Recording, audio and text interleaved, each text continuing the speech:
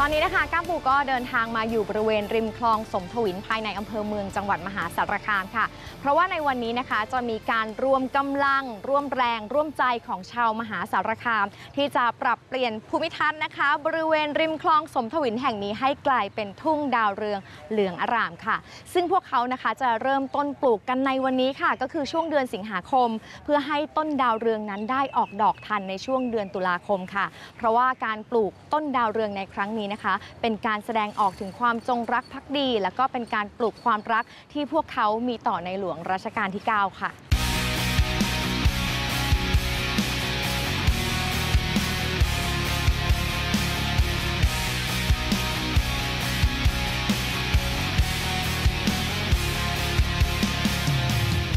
คลองสมทวินเนี่ยเป็นคลองที่ขุดโดยมือประชาชนมีสัญลักษณ์อย่างหนึ่งที่มันเริ่มต้นจากมือประชาชน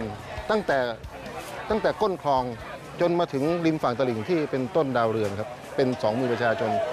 ผมเชื่อว่าอะไรที่มันเกิดขึ้นจากมือประชาชนแล้วเนี่ยมันจะจีรังยั่งยืนมันจะสะท้อนภาพความจงรักภักดีได้ดีที่สุดเป้าหมายของการปลูกดาวเรืองในครั้งนี้ความยาว3กิโลเมตรนะครับ110,000 ต้นดาวเรืองที่เราปลูกเนี่ยจะบานเต็มที่ในวันที่26ตุลาคมและบานดอกแรกในวันที่13ตุลาคมหรือวันครบรอบเสด็จสวรรคต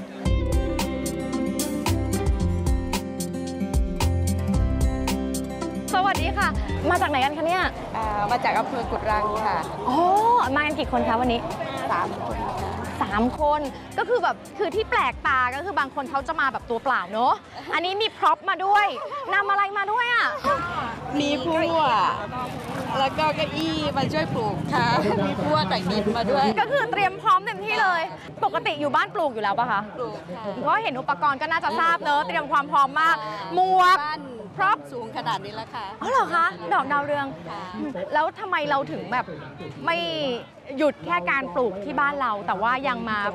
มีส่วนร่วมเป็นส่วนหนึ่งที่จะมาปลูกวันนี้ค่ะถวายมีการจองแต่ไม่ได้มีการชำระเงินนะครับอันนี้สามารถบอกเขาได้เลยนะครับทางนะครับรู้สึกว่าภูมิใจที่ได้เป็นส่วนหนึ่งของสิ่งที่ยิ่งใหญ่อันนั้นนะคะถือว่า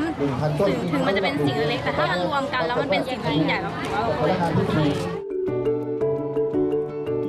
คุณยายสวัสดีจ้ามาทำอะไรมาปลูกต้นดาวเรืองมาปลูกต้นดาวเรืองมากับใครคะมาคนเดียวค่ะอ๋อเหรอคุณยายจองด้วยค่ะคุณยายจองมา5 ต้นจองมา5 ต้นทราบข่าวจากไหนอะคะจากวิทยุแล้วก็ประกาศคุณยายปั่นจักรยานมาเพื่อที่จะมาร่วมปลูกดอกดาวเรืองโอ้สุดยอดแล้วคุณยายก็จองไว้ด้วย5 ต้นนับถือใจอะ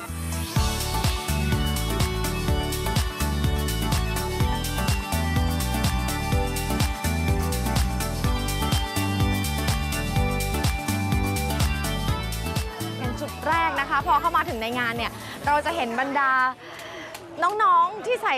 ชุดเหมือนกับเป็นชุดพละเสื้อสีเหลืองเต็มไปหมดเลยนะคะซึ่งน้องๆเหล่านี้ค่ะเป็นน้องๆจิตอาสาเดี๋ยวเรามาพูดคุยกับเขาดีกว่าว่าเขามาจากโรงเรียนไหนสวัสดีค่ะ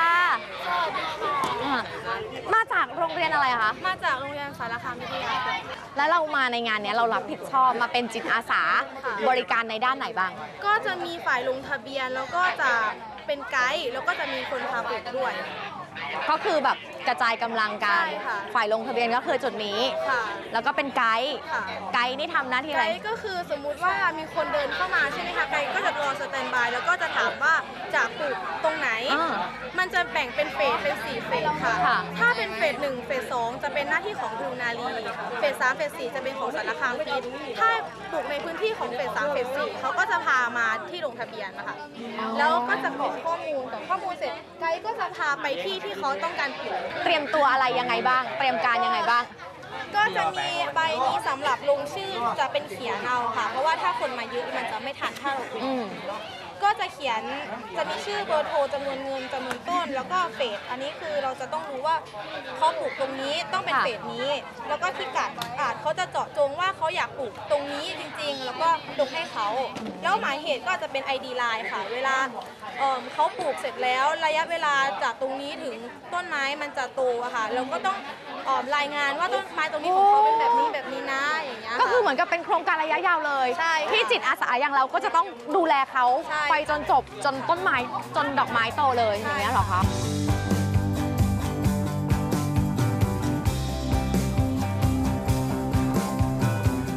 เราก็จะเห็นประชาชนหลั่งไหลเข้ามาจับจองต้นดาวเรืองเป็นของตัวเอง โดยเราให้เขามีส่วนร่วมเพียงต้นละ5 บาทนะครับต้นดาวเรือง 110,000 ต้นไม่ได้เอามาจำหน่ายเพื่อให้มีส่วนร่วมทั้งหมดครับเราจำหน่ายเพียง 40,000 ต้นเท่านั้นที่เหลือเป็นการทำงานของทีมเพื่อพ่อนะครับร่วมกับประชาชน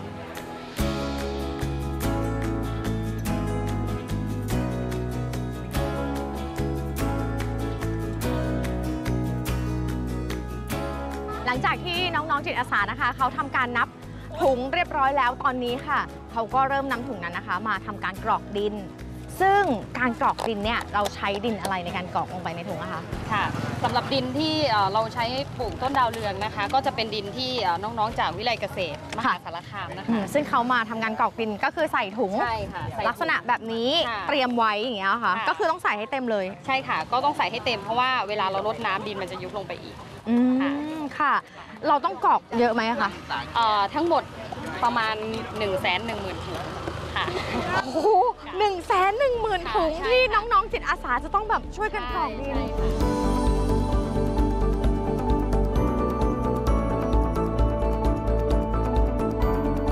คือแล้วก็ในส่วนของงานกรอกดินลงถุงเนี่ยนะคะคือจำนวนแบบเยอะมากอะเมื่อกี้คือเรากรอกกันไปเท่าไหร่จะ2 ชั่วโมงแล้วเนาะได้ไป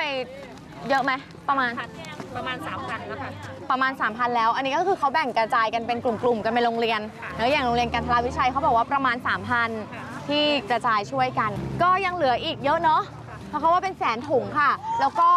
การทำงานจิตอาสาที่เนี่ยก็คือเขาจะไม่มีแบบเวลาพักเบรกไม่มีพักกลางวัน น้องๆคนไหนที่แบบยังไหวอยู่เขาก็ดำเนินการต่อน้องๆคนไหนที่แบบรู้สึกหิวข้าวแล้วเขาก็เหมือนกับแยกย้ายกันไปกินข้าวแล้วก็ต้องรีบกลับมาทำงานต่อ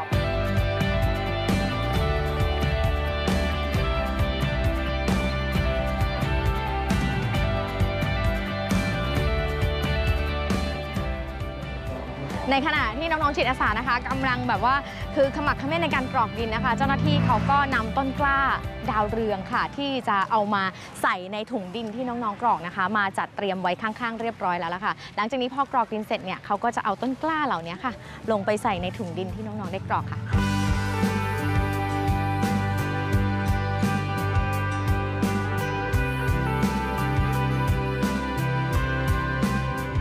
การปลูกต้องมีวิธียังไงหลังจากที่เราเอาดินใส่ถุงเรียบร้อยแล้ว คืออย่างแรกเราก็ต้องมีนะครับต้นกล้าที่เพาะมาแล้วอย่างน้อยก็คืออ อ ประมาณ 10-14 วัน อันนี้ ะครับ เพาะมาแล้วจากเมล็ด จากเมล็ดครับ ค่ะ ทีนี้วิธีการขั้นตอนที่ถูกต้องก็คือให้เปิดหน้าดินออกครับ โดยลึก ค่ะ ประมาณนะครับ2 นิ้วแบบนี้ครับนะครับ2 อ๋อ นิ้ว ก็ แบบ คือ นี้ กะประมาณโดยสายตาเอา โดยสายตาครับ หลังจากนั้นเราก็ทำการถอนต้นกล้านะครับ ถอนต้นกล้านะค จา รั ก บ ในหลุม จากในหลุมเพาะปลูกนะครับ โดยการบีบก้นเล็กน้อยเพื่อให้เขาช่วยนะครับ ดันขึ้นมาอย่างเงี้ยเหรอ ใช่ครับ ให้เขาออกมาทั้งหมดทั้ง ลาก ดิน ออก เพาะและรากครับ อ๋อนี่เขาเริ่มมีรากแล้ว ใช่ ไง ครับมีแล้วครับ หลังจากนั้นนำวางลงไปในหลุมที่เรานะครับ ค่ะ ได้เปิดหน้าดินเมื่อกี้แล้วนะครับโกยดินขึ้นมาให้อยู่ อ่า ตรงกลางให้ลำต้นตั้งตรงครับ ค่ะ ที่สำคัญนะครับจะรอดหรือไม่รอดก็คือการที่เราใช้ 2 มือนะครับห่างจากต้น 1 นิ้ว แล้วกดลงไปเพียงเบาๆเพื่อให้ต้นแน่น อ๋อต้องห่าง ประ ไม่ มาณ กดติด ครับประมาณนิ้วถึง 2 นิ้วครับ จะ ให้กดลงไปเพื่อให้ลำต้นเขายึด อันนี้เป็นคือแบบจริงๆเป็นวิธีการที่คุณผู้ชมก็น่าจะศึกษาไว้ เพราะว่าบางคนเอาไปปลูกอ่ะอาจจะแบบปลูกเหมือนกับปลูกตามความเคยชิน คิดว่าง่าย ก็ไม่ได้ ครับ คิดว่าง่ายจริงๆ จ รายละ ริง เอี ๆ ย ก็ ด ง่าย เย ครับ อะ คือถ้าทำถูกแล้วมันก็ง่ายครับไม่ต้องทำอะไรครับ แค่รดน้ำเช้าเย็นเขาก็จะโตแบบนี้ เป้าหมายวันเนี้ยสิ่งที่คิดว่าอยากจะได้รับที่สุดคืออะไร ในส่วนตัว ภาพของการรวมตัวของประชาชนในการปลูก อันนี้คือเป้าหมาย ของคน มันเหมือนแบบเป็นพลังของคนมหาสารคามเนอะที่ส่งพลังใจอะไรอย่างเงี้ย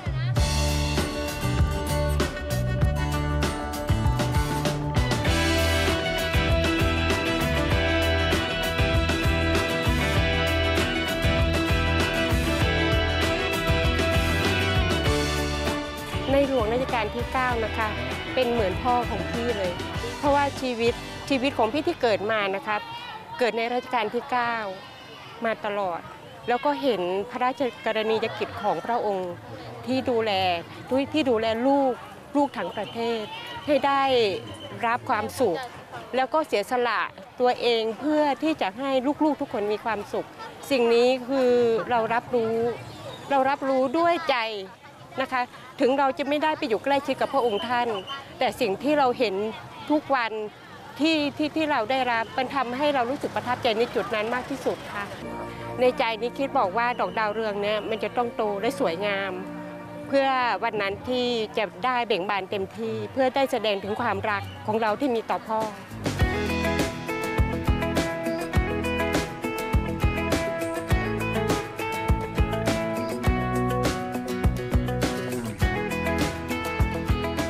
คุณยายรู้สึกยังไงบ้างวันนี้แบบมีคนมาช่วยเราปลูกดาวเรืองด้วยแม้เรามาคนเดียวแต่เราก็ไม่ได้ทำคนเดียวเนาะค่ะรู้สึกดีใจแล้วก็ปลื้มใจที่ได้การหนึ่งในชีวิตนะแล้วก็คือมากไปกว่านั้นก็คือน้องๆเนี่ยคือเขาสามารถให้คุณยายเนี่ยนำดอกดาวเรืองนี้นะคะกลับไปปลูกที่บ้านได้ด้วยเอากลับไปกี่ต้นคะวันนี้2 ต้นค่ะ2 ต้นซึ่งของคุณยายทั้งหมดเนี่ย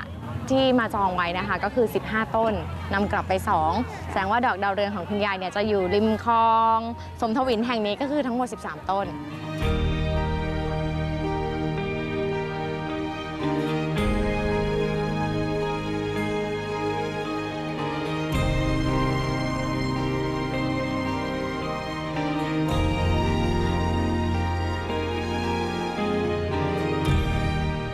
โดยการทำงานแล้วเนี่ยเรายึดหลักที่ต้องมีความมุ่งมั่นเหมือนกับพระมหาชนกว่ายน้ำกลางพระมหาสมุทรต้องตั้งใจตั้งแต่แรกว่าต่อให้คนร่วมน้อยร่วมมากก็ตามแต่คุณจะต้องปลูกให้ครบ 110,000 ต้น3 กิโลเมตรให้ได้มันไม่ใช่แค่เรื่องดอกไม้บานแต่สิ่งที่เราต้องการมากที่สุดคือแรงบันดาลใจที่เกิดขึ้นกับคนทั้งประเทศที่เห็นคนจังหวัดมหาสารคามที่เป็นพื้นที่เล็กๆยึดมั่นในการที่จะรักและเคารพสถาบันพระมหากษัตริย์ครับ